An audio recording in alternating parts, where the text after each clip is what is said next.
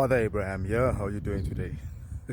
Yeah, so just wiped down myself after a run and thought let's have a chat quickly. Okay, so the chat is based around what is it that you are telling your children? How are you advising them in terms of career, in terms of their strengths?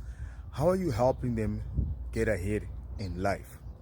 So I'm gonna tell you a bit of a story so that you understand where I'm coming from. Okay, so I got two boys that I wanna give the story about. So I've got the one boy. He's now just completed matric. He's completed matric, is in his second year. But where I'm coming from is that this guy wanted to let go of maths when he was at the end of his grade 11 term. So we thought, no man, why would you want to do this? Let's understand where you're coming from. No, math is hard, all those excuses that children give. So we're like, okay, fine. What else are you going to take if you don't take math? What foundation do you have if you do business studies, if you do anything else? And remember, if you let go of math, it means you need to drop science as well. And science, you're actually doing well and you like science. So now he's very, very confused, and he said he'll go look for other subjects. And we went with him to school and told him, don't let this dude change. You understand? Yes, he's not doing what he can, but he can actually do better. It was not us forcing him to do it because he's who he is. So this comes from a place of saying, learn and understand your children. We understand our son. My wife and I mean, this one time he wanted to do a backflip, some shit like that. And he was telling me how he needs to calculate the slope, exactly where the slope drops. He needs to make sure that he jumps from there. I mean, what the fuck? Just do a flip. If you fall, you fall. Just hope that you don't break your neck, but you'll know the next time that I need to jump from this spot. So he's that meticulous person. He's a calculating person. He's that type of person. So we're like, you want to let go of something that is within your DNA. This is who you are. You are very calculating.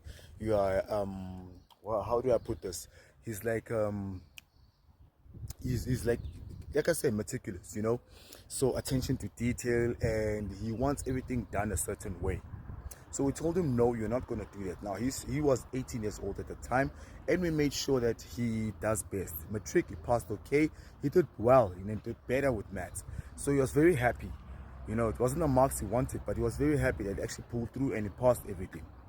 The second boy is what our 8-year-old son, right? Why I'm saying this is that as parents, we need to be honest with our children. So even the oldest one, we went to go see this boy run at school, and we just saw him like, this dude, definitely not an athlete. I know it might not be the best thing to say about your children, but you understand, this is where I'm coming from. We know where his strengths lie. The little one is a bit of an intellect, he's almost similar to the brother, but his mind is more open. And because we had a better chance at raising him with puzzles, with different life-challenging things for his age and a little bit higher, it's made him somewhat of a bit of a, if I can put it this way, and not to be modest, he's a bit of a genius, So, where I'm going with this is that he loves soccer, but we know that he sucks. Okay, he's like, we've seen other kids play his age. He just fucking sucks. But guess what? Because of his mentality and where he always puts his mind, he's always making sure that he does the best he can. He's always making sure that he pushes hard. The coach made him captain. Why made him captain was a simple thing. The kids don't even know when they're training. They just rock up sometimes at school with their boots and whatnot, and they don't know when the match days are, and they don't bring the slips back home for us to sign. He made sure that he knows, and he always asks me, Dad, put it up on the fridge and make sure that I know on this day, on which day and what date it is to daily. So the coach was very happy with the type of person he is, and we worked on that to make sure that, you are going to play. And now he's a captain. We are proud of that moment. Like I said, he's not the best player on the field. So what I said is, play defense, my guy. I was tribula, sometimes trap shy, but I know one thing. Defense, shall keep it ball. Shall keep us. The objective of defense is to make sure that they don't score on your post. So I'm coming back to saying, how honest are you with your children? How honest are you with yourself? All right, stop putting your children in situations whereby they're not going to be able to do best. They're not going to be able to put their best foot forward. Stop putting your children in situations whereby he feels that he needs to impress his parents, but deep down, he knows he sucks. He knows he's not good as the little Tabo there. Everybody roots for the little Tabo when he keeps running. Okay? And every time your child comes second last or comes last, if that's not a strong point, work on his strong points.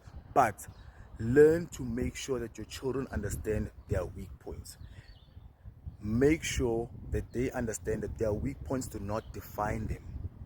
What they are not strong at is not what's going to lead them to the greatness in life. All they need to do is understand that I'm not good at running, but I may be good at art, I may be good at computers, I may be good at maths. What I'm good at, I'm going to focus on that, and I'm going to get better each and every day. So this is my thing to you.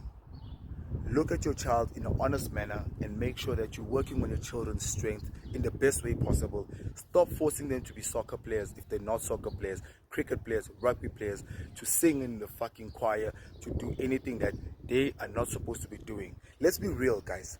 Be real with yourself, be real with your children. The more you're real with your children, the more they're going to excel, and the more they'll make you proud, because they'll always make sure that they are doing their best in what they know that they will succeed in, and will always participate to the best of their ability, because they'll know that even though I'm not great at this, my dad is not going to flip out and tell me that I sucked at the game.